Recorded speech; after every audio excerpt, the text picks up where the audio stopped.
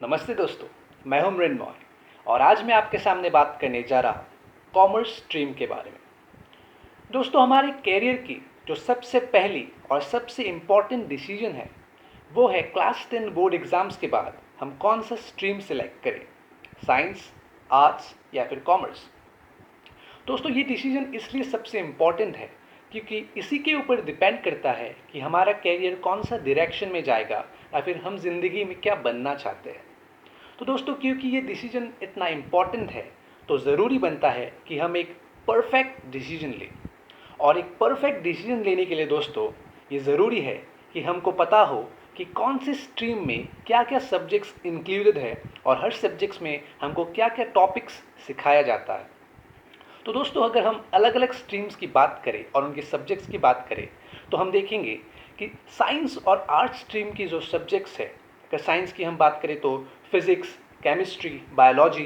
अगर हम arts stream की बात करें तो literature, history, geography, pol science, ये सारी सब्जेक्ट जो है इनकी नॉलेज या फिर इनका इंट्रोडक्शन हमें स्कूल लेवल में ही कुछ हद तक मिल जाती है।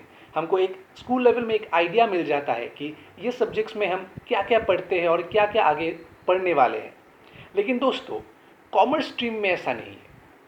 कॉमर्स स्ट्रीम में जो सब्जेक्ट्स है वो स्कूल लेवल में डिस्कस नहीं किया जाता है।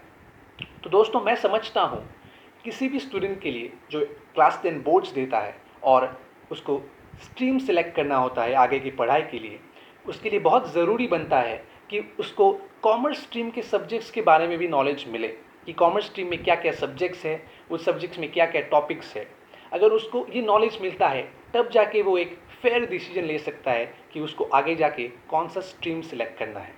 तो दोस्तों, इसीलिए आज मैं आपके सामने डिस्कस करने जा रहा हूँ कि कॉमर्स स्ट्रीम में क्या क्या सब्जेक्ट्स होता है और वो सब्जेक्ट्स में हम क्या क्या टॉपिक्स सीखते हैं। तो सबसे पहले दोस्तों, मैं जिस सब्जेक्ट के बारे में बात करना चाहता हूँ वो है इकोनॉमिक्स। दोस्तों, हम जब पहली बार सुनते हैं कि कॉमर्स स्ट्रीम में इकोनॉमिक्स सब्जेक्ट्स इंक्लूडेड है तो हमारे दिमाग में एक सवाल आता है कि कॉमर्स स्ट्रीम में इकोनॉमिक्स को क्यों इंक्लूड किया गया है, क्योंकि ऐसा हमको लगता है कि इकोनॉमिक्स तो एक आर्ट सब्जेक्ट है। लेकिन दोस्तों, ऐसा नहीं है। अगर आप एक कॉमर्स स्टूडेंट बनते हो तो ये बहुत ज़रूरी है कि आपको इकोनॉमिक्स का भी नॉलेज मिले। दोस्तों, इकोनॉमिक्स एक बहुत ही इंटरेस्टिंग सब्जेक्ट है। आप इकोनॉमिक्स में अलग अलग बातें सीखते हैं, जैसे इकोनॉमिक पॉलिसीज़ के बारे में, ट्रेड पॉलिसीज़ के बारे में, डिमांड एंड सप्लाई, और ऐसे बहुत सारे टॉपिक्स हैं जो इकोनॉमिक्स में डिस्कस किया जाता है। और अगर आपको इकोनॉमिक्स का नॉलेज है दोस्तों, तो आप बातें जैसे कि एक देश कैसे इकोनॉमिक पॉलिसीज़ ले रहा है, कैसे इकोनॉमिक डिक्लाइन होता है, कैसे इकोनॉमी रिकवर होता है, कैसे economic growth and development plan किया जाता है, ये सारी बातें आप आसानी से समझ सकते हो अगर आपको इकोनॉमिक्स का नॉलेज है। तो दोस्तों, इकोनॉमी का एक बहुत ही इम्पॉर्टेंट कंपोनेंट है बिजनेस। अगर बिजनेस अच्छा चल रही है तो इकोनॉमिक कंडीशंस पे भी बहुत इम्पैक्ट पड़ता है। तो दोस्तों, बिजनेस के बारे में समझने के लिए, बिजनेस का कॉन्सेप्ट समझने के लिए कॉमर्स स्ट्रीम में और एक सब्जेक्ट है जिसका नाम है बिजनेस स्टडीज़। जी हाँ दोस्तों, बिजनेस स्टडीज़। बिजनेस के बारे में तो आप बचपन से सुनते ही आ रहे हैं। बिजनेस हमारे लिए नया वर्ड नहीं है। किसी के पापा बिजनेस करते हैं तो किसी का फैमिली बिजनेस है, तो बिजनेस के बारे में हम सुनते रहते हैं। लेकिन एक्चुअली में बिजनेस का कंसेप्ट क्या है, एक बिजनेस कैसे ऑपरेट करती है, क्या क्या टाइप्स के बिजनेस होते हैं, रोल ऑफ मैनेजमेंट क्या होता है बिजनेस में, एम्प्लॉयज़ क्या रोल प्ले करते हैं बिजनेस में, ये सारी बातें हैं जो हम बिजनेस स्टडीज़ के सब्जेक्ट में सीख सकते हैं, जो कि कॉमर्स स्ट्रीम के स्टूडेंट के लिए बहुत ही ज़रूरी होता है। तो दोस्तों, अगर बिजनेस होगा तो उसमें प्रॉफिट हो सकता है, उसमें लॉस हो सकता है, कुछ भी हो सकता है। तो हम प्रॉफिट हो रहा है कि लॉस हो रहा है, ये सब कैलकुलेट कैसे करें, ये सब हम एसरटेन कैसे करें। तो ये सारी बातें, ये सारी चीज़ें एसरटेन करने के लिए, कैलकुलेट करने के लिए हमारे पास और एक सब्जेक्ट आ गया जो है अकाउंटेंसी। हाँ दोस्तों, अकाउंटेंसी एक ऐसा एजम्पशन है लोगों के बीच जो अकाउंटेंसी बहुत टफ सब्जेक्ट है। जिन लोगों को कॉमर्स स्ट्रीम के बारे में इतना आइडिया नहीं होता उनको भी ऐसा लगता है कि अकाउंटेंसी बहुत ज़्यादा टफ सब्जेक्ट है। लेकिन दोस्तों, ऐसी कोई बात नहीं है। कॉमर्स स्ट्रीम की अगर हम बात करें तो अगर कोई सबसे स्कोरिंग पेपर है तो वो अकाउंटेंसी ही है।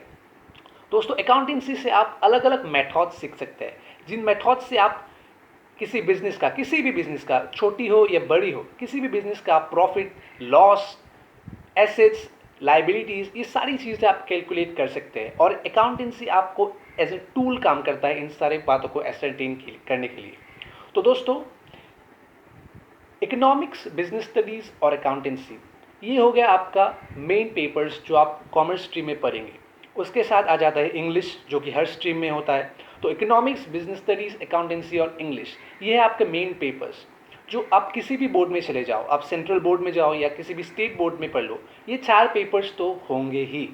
उसके अलावा और भी पेपर्स हो सकते हैं डिफरेंट डिफरेंट बोर्ड्स के हिसाब से अलग अलग। किसी किसी बोर्ड में बैंकिंग एंड फाइनेंस हो सकता है, कहीं पे इंफॉर्मेशन प्रैक्टिसेस, कहीं पे commercial maths and statistics. So it depends upon अलग अलग बोर्ड्स।